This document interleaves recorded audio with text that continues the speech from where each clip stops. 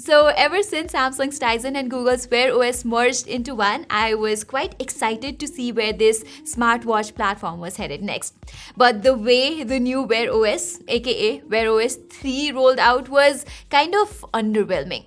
It was exclusive to Samsung smartwatches for the longest time, whereas even after more than 2 years into the merger, there are only a handful of Wear OS 3 powered devices so far, including this new Ticwatch Pro 5 from Mobvoi, which might just be the best Wear OS smartwatch no one is talking about right now.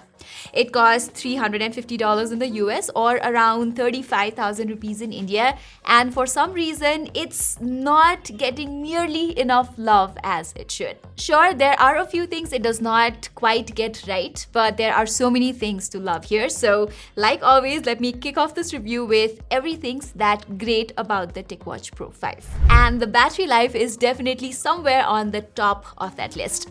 I am not sugarcoating it, but the Ticwatch Pro 5 has one of the most impressive battery endurance I've ever seen on a Wear OS powered smartwatch, and there are quite a few tricks Mobvoi has used to achieve this. First, it comes with a massive 628 mAh battery with which it is consistently giving me like 3 days of backup before needing a refill, compared to what you get from most other Wear OS smartwatches like Google's Pixel Watch or the regular Galaxy Watch from Samsung, which is outstanding. I've been blasting every health tracking feature to all-day monitoring while also using GPS navigation every now and then, so that is quite impressive, I have to say. Apart from a bigger battery, it also brings Mobvoi's signature dual display setup for that excellent battery backup too.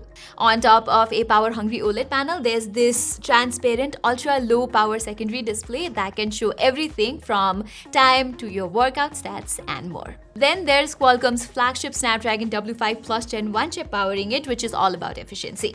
By jumping from a 12nm process on the older Snapdragon 4100 series to 4nm, Qualcomm says the W5 Gen 1 achieves an incredible 50% better efficiency. The new W5 Gen 1 also brings 2 times faster performance, and Mobvoi has also upgraded to 2GB RAM this time. However, I am not seeing that drastic generational leap in action here. I'm not sure if all of this new Wear OS code is wearing it down, but the Ticwatch Pro 5 is not as smooth as I thought it would be. Of course, it does not feel laggy, and this is still one of the smoothest smartwatches I've used that's not made by Apple, but I expected something better with the new chipset. There's also Mobvoi's essential mode to save battery, which limits you to a few basic functions only via the secondary display, but I do not use it that much because it essentially cuts off the Wear OS side of things, like no phone calls, no fitness tracking, and no notifications. To complement that excellent battery life, the Ticwatch Pro 5 juices up pretty quickly as well. You can get around 65% battery with just 30 minutes of charge, or a little over an hour for a complete refill. Moving on, I'm also digging the design of this smartwatch. Although its muted look does not necessarily scream high-end or fashionable, but that's quite alright for me. Plus, considering its big battery, I was expecting this thing to be rather bulky and heavy, but I'm pleasantly surprised. So yeah, I have had no trouble putting it on all day, every day. This silicone strap is also quite basic for a $350 smartwatch, but Mobvoi has not used a proprietary strap style, so you can easily replace it with a 24mm universal strap. The build quality of the Ticwatch Pro 5 is quite solid too. It has 7000 series aluminium case and 5 water resistance, which means that it is more than capable to survive the harsh outdoors. And it has surpassed the US military standard A10H tests against different environmental extremes as well. So as far as durability is concerned, the Ticwatch Pro 5 does not disappoint. For easier navigation around the watch, you get a couple of buttons here, including a rotating crown that can open up the app drawer or scroll through the widgets, system UI, and more. I also like how it's accompanied by a crisp haptic feedback. However, its vibration motor is not as strong as I'd like, and maybe an option to remap these buttons would have been nice too. As for the display, it's excellent stuff. First, you can do a lot of things with the secondary display, from customizing the backlight color to a bunch of scrollable widgets. What's even more impressive is that this ultra low power display can now dynamically change its backlight based on what heart rate zone you're hitting in your workout. So with a quick glance, I can tell whether I've been pushing too hard or need a break, or if I need to power through and work harder, which I think is totally awesome. Ticwatch Pro 5's main 1.43 inches OLED display is no joke either. It's got a smooth touch response, it gets bright enough outdoors, and the colors look great as well.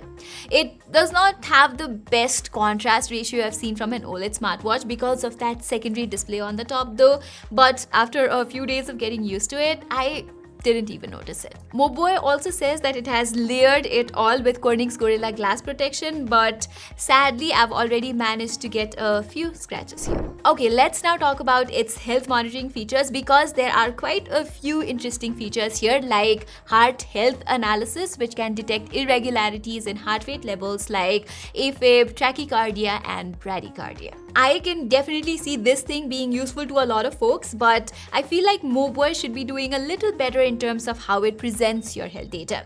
So when manually measuring heart rate, for example, instead of just saying it's all normal or some irregularity detected, it should be giving you deeper insights into how and why my heart health is the way it is. Another interesting feature here is called one-tap measurements.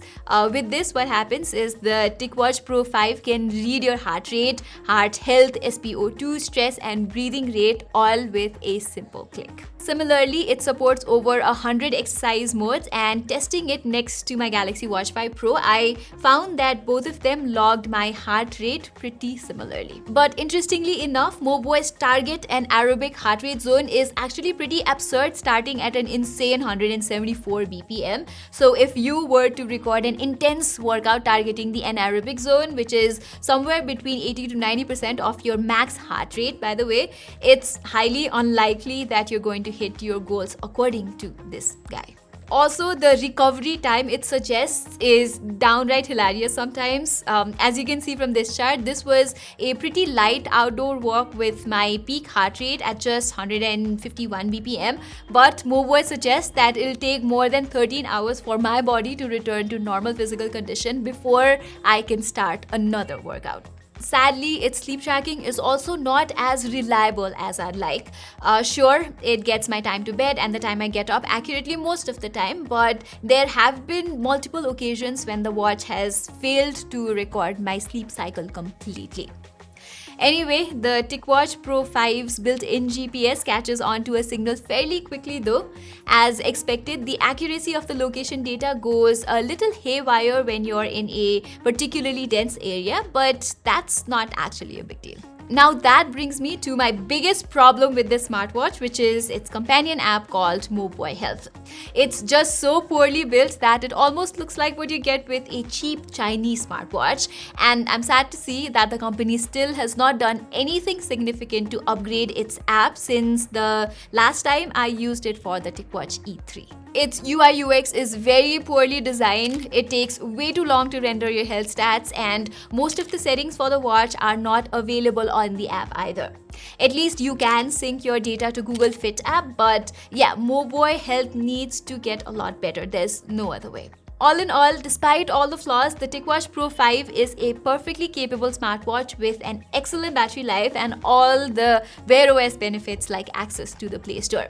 And since it is powered by Qualcomm's flagship chip, it's going to age a lot better over time too. But there are a lot of things Mobvoi needs to work on, like making its health services a lot more robust and dependable, and massively improving its companion app, which they can do with future software updates. Right now, the Ticwatch Pro 5 does not even have Google Assistant, although Mobvoi says it is working with Google to bring that feature pretty soon. Plus, I think Mobvoi needs to do some kind of price cut right now to justify its value.